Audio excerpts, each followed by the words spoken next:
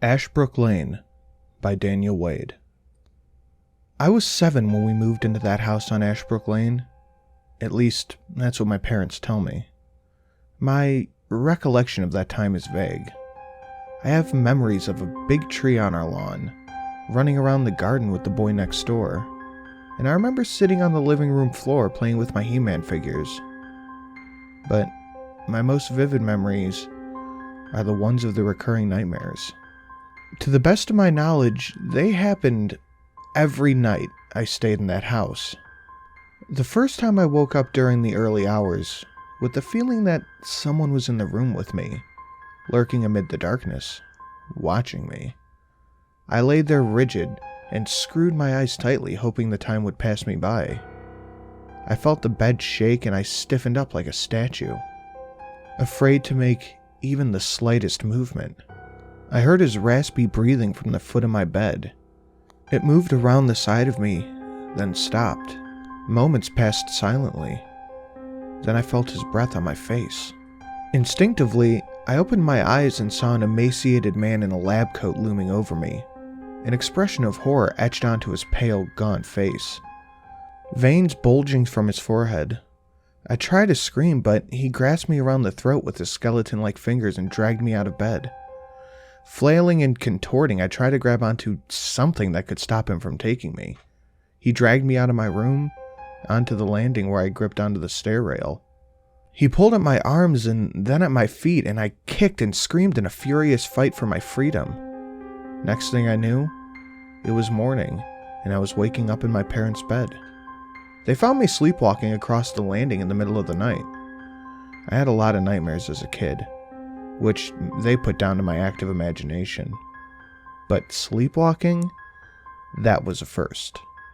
I saw that gaunt prowler again the following night. Again, he clasped his hand around my throat before yanking me out of bed. This time, he managed to pull me down the stairs before I kicked myself free of his grip. I heard a chime coming from the grandfather clock in the hallway, and found myself waking up in my parents' bed. My dad had woken up in the night and found me laying on the stairs. Another night of sleepwalking, I guess. I worked myself into such a panic over these dreams that my parents allowed me to stay up with them one night. We watched TV as I fought to stay awake, terrified of the dreams that awaited me. I don't remember going to bed that night. I just found myself sitting on the stairs, waiting for him to arrive. The grandfather clock stood in the hallway, ticking away the minutes. Suddenly, part of the wall opened up to reveal a concealed doorway from which he emerged. He was wearing the same lab coat I'd seen him wear before, only this time it was smeared with blood. Whatever he'd been doing inside that room, I didn't want to find out. I watched with dread as he slowly and methodically slipped on a pair of rubber surgical gloves onto his hands. He tented his fingers together, then turned directly at me with his intense, deep-set eyes.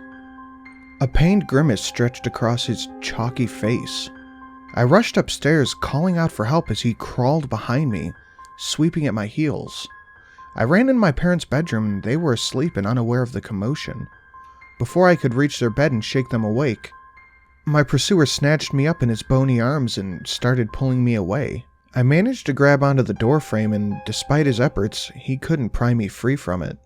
He relented for a moment, his heavy and labored breath against my neck. Slowly, he reached into his coat pocket and withdrew a scalpel, before slicing deep into my hands. I released my grip on the doorframe as blood dripped between my fingers. I shrieked out, but there was no sound. I could see my mom and dad lying there, fast asleep, oblivious to this withered specter hauling me out of their room and the hallway and to the bottom of the stairs. I clawed my way back, leaving streaks of blood all over the carpet and the walls in my wake. He pressed his fingers against my throat. I whimpered and choked, and my limbs thrashed around in a frenzy. At that moment, the grandfather clock in the hallway let out a single chime, and he suddenly abandoned his fight. I looked up to see the emaciated figure creeping back through the secret door from which he emerged.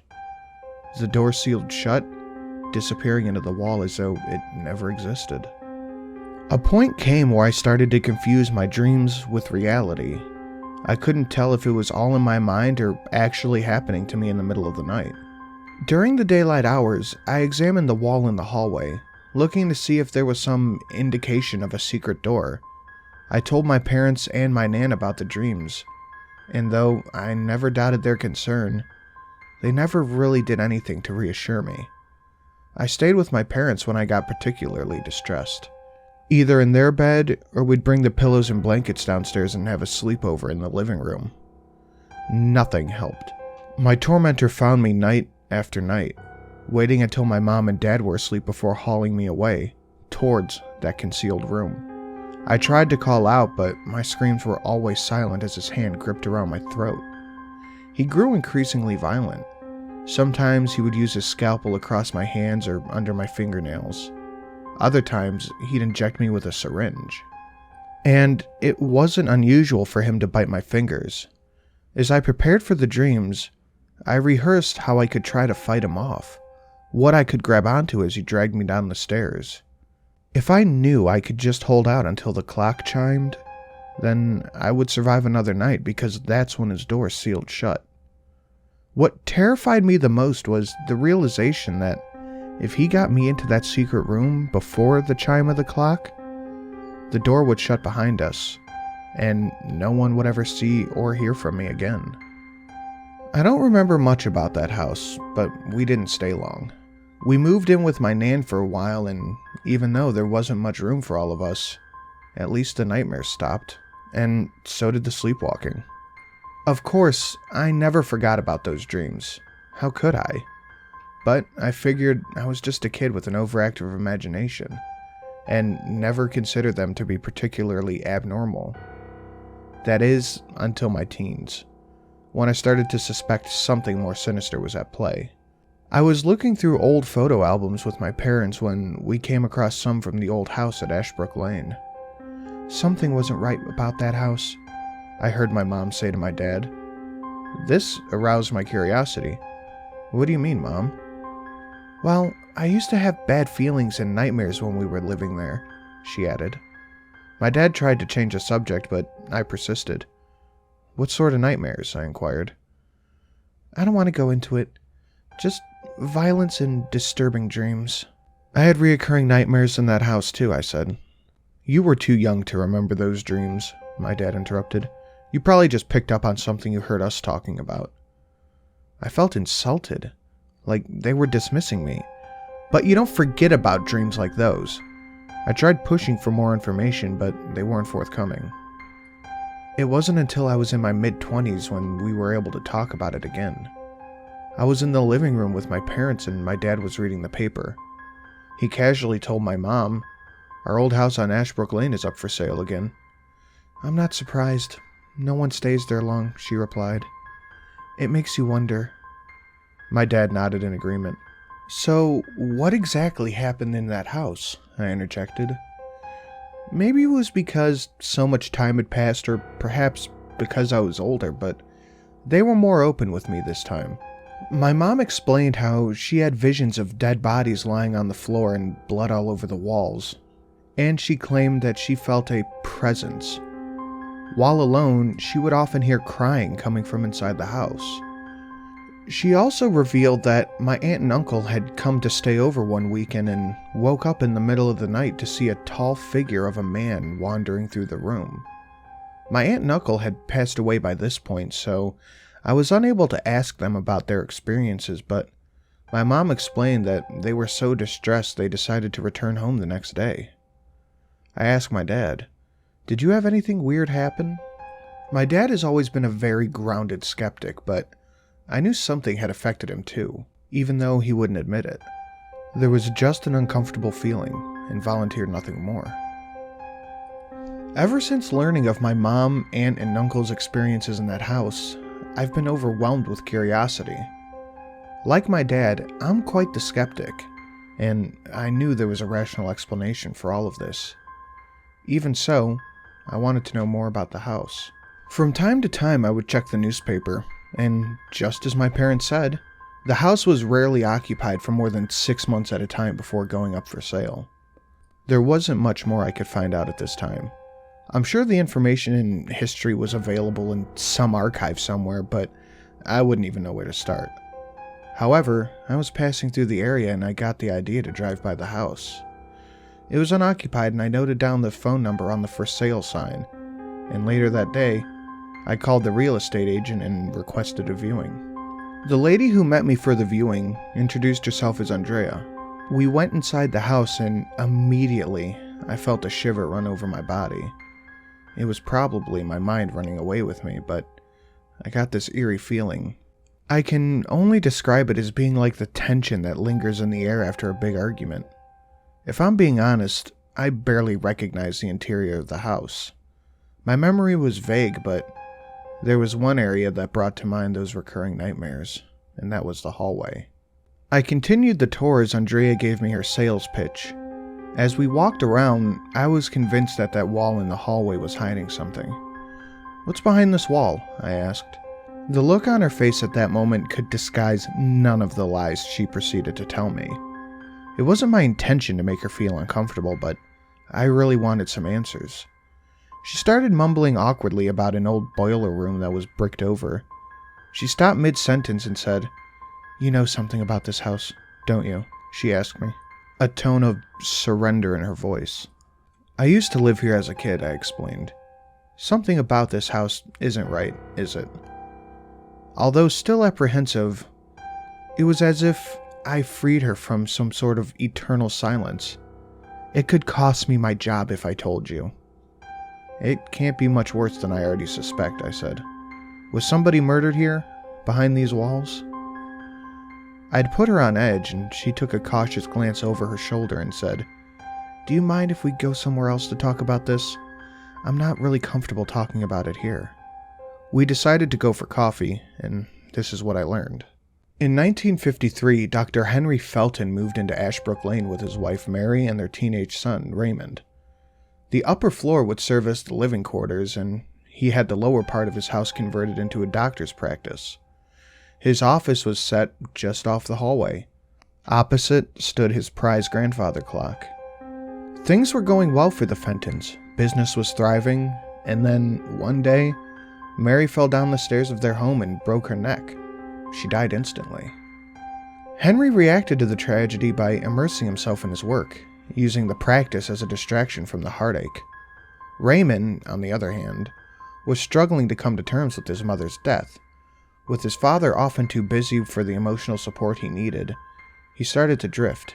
He fell in with a bad crowd, started skipping school, experimenting with drugs, and there were a couple times he'd been caught drinking and brawling and was escorted home by the police.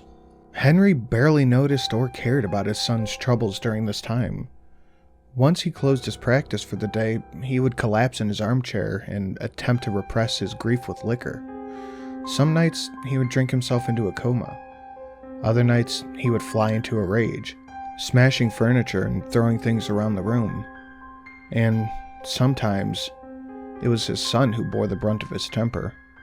Raymond was taken in by his grandparents soon after, leaving Henry Fenton all alone in the house on Ashbrook Lane. Later that year, on a cold autumn night, Henry was awoken by a disturbance downstairs. Emboldened by the liquor, he decided to go in and confront the intruder. His practice was the only thing he had going for him, and he refused to let some thug take it away. Henry tiptoed down the stairs and he saw the light from a flashlight in the far room, and heard the intruder rummaging through the cupboards and shelves. It was probably some junkie after the drugs and syringes he kept on the premises. Henry snuck into the office and withdrew a scalpel from the drawer and tucked into a dark corner and waited. The intruder entered the room, a rucksack over his shoulder and his face covered by a black mask. Henry sprung out of the darkness, brandishing the scalpel, and ordered him to drop the bag. The masked man panicked and lunged toward him. Attempting to push past him and make his escape, Henry swiped out blindly as he fell back towards the wall. The intruder staggered along the hallway and opened the front door, before collapsing onto the doorstep.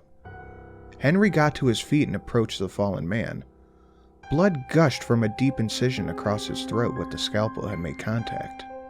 Henry pulled the mask off the man's head to clear his airways. Staring back at him, in the moonlight, eyes wide with terror, was his son Raymond's face. His heart wrenched at the sight before him. What had he done? How could he have known? His professional instincts kicked in and he sprung into action. Raymond thrashed about, choking and gurgling on his own blood as his father gripped his throat, pressing his bony fingers firmly against the wound in an attempt to contain the bleeding. He proceeded to drag him toward the office where he could clamp the laceration and stitch it, but by the time he got him there, it was too late. At that moment, the grandfather clock in the hallway let out a single chime. Patients turned up to the practice the following day to find Raymond cradled in Dr. Fenton's arms. Unable to come to terms with killing his own son, Henry turned the scalpel on himself, slashing his own wrist before bleeding to death on the floor of his office. Update: September 2014. Originally, this is where I intended to leave off, letting the readers draw their own conclusion from the narrative I've presented. But since writing this, I decided to look up the old house on Google Maps to see if it were still there, to see how it looked and maybe capture a couple of pictures to go alongside my account. I found it easily enough. It had been renovated since I lived there, and a new door and disabled ramp now led directly into the once concealed room. I zoomed in on the images as much as Google Maps would allow, trying to read the signs posted outside. I captured a screenshot and zoomed closer. That's when I saw it. That familiar face reflecting in the door. Here are those pictures.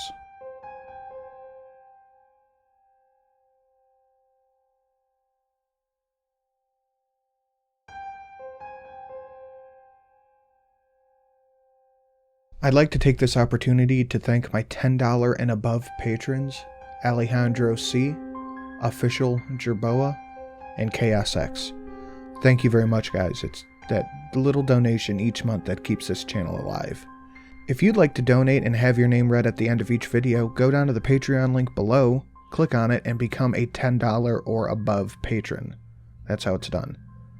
Thank you for watching.